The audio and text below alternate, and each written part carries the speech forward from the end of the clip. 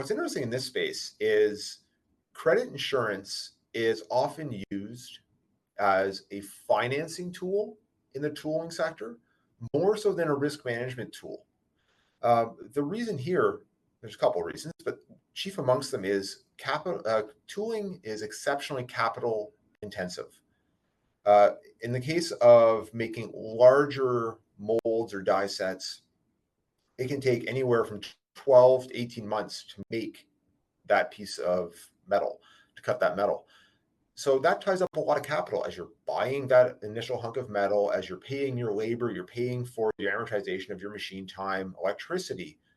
So you're starting off, let's say, with $1 million hunk of steel, investing $1 million of variable cost in it over the span of a year, all the time when potentially not getting down payments or progress payments.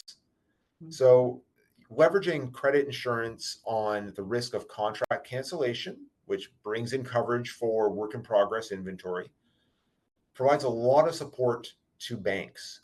So banks will increase how much they will margin on work in process inventory, finished goods, or unbilled contract receivable because of the insurance that can be attached to it.